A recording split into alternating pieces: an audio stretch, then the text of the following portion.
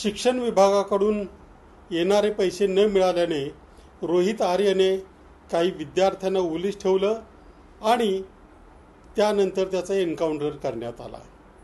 आता या संदर्भात येणारे खुलासे, येणाऱ्या बातम्या या सगळ्या चक्रावणाऱ्या आहेत। माजी शालेय शिक्षण मंत्री दीपक केसरकर असं म्हणतात की त्यांनी या तरुणाला काही रक्कम स्वतःच्या खिशातून दिली।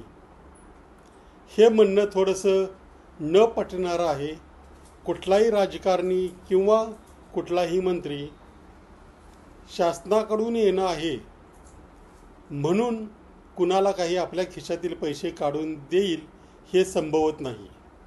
आता रोहित आर्यने जे काही लिहून ठेवले, त्याच्या ज्या काही चिठ्ठ्या किंवा व्हिडिओ आणि पुरावे सापडत आहेत, त्यावरून असं दिसतंय की त्याचे शिक्षण विभागाशी चांगले संबंध होते। त्याने कुठला तरी प्रोजेक्ट हातात घेतला होता, त्याचं त्याला येणं होतं असं तो म्हणतो आणि येणं नव्हतं असं दीपक केसरकर नव्हतं किंवा कमी होतं असं दीपक केसरकर आणि सूरज मांढरे हे तत्कालीन आयुक्त IAS आयुक्तसुद्धा म्हणत आहेत। मुळात असं जर असेल तर कुणीही शासनाकडे पैसे मागणार नाही, त्यासाठी उपोषणं करणार नाही, लेखी मागणी करणार नाही।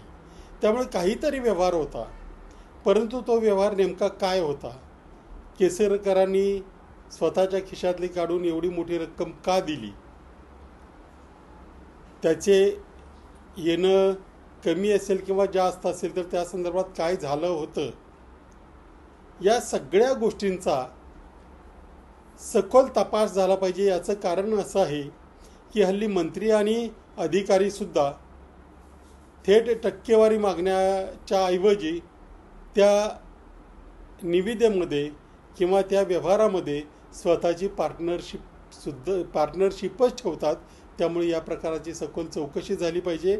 रोहित आर्य हा मनोरुग्ण होता की शासनाच्या या प्रकारामुळे, या पद्धतीमुळे, या त्याच्या अडवणुकीच्या धोरणामुळे त्याला मनोरुग्ण व्हावं लागलं?